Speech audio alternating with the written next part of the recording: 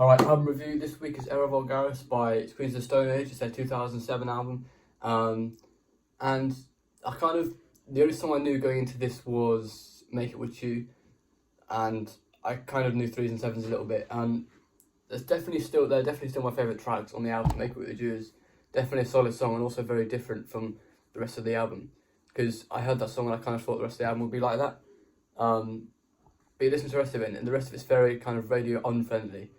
It's kind of very strange the way it was recorded. Like the guitar riffs are kind of like robotic, I think is how it's described.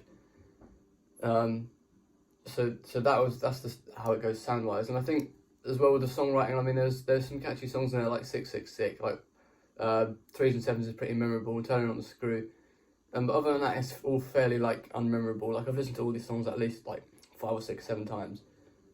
Some of these over 10 times, and honestly, the only ones I can remember is Turning on the Screw, 666, Make It With You, 3s and 7s, Misfit Love, Into the Hollow.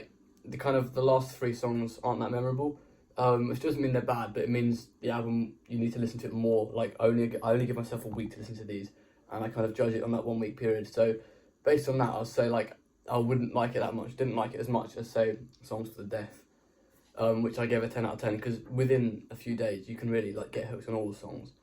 And it makes sense. So I think what went wrong with this album really was kind of the songwriting kind of just didn't make sense to me. I find it hard as a listener to sing along to and latch on to fairly easily, and I found it hard to imagine singing along with it at a concert or seeing them play it at a concert and getting hyped about it. I just found it hard to imagine, personally. I don't know how it was in 2007, but maybe it hasn't aged as well.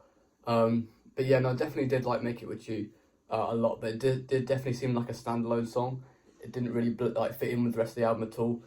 But they knew they nailed it with the songwriting there, because obviously it was marketed as a hit, the lead single.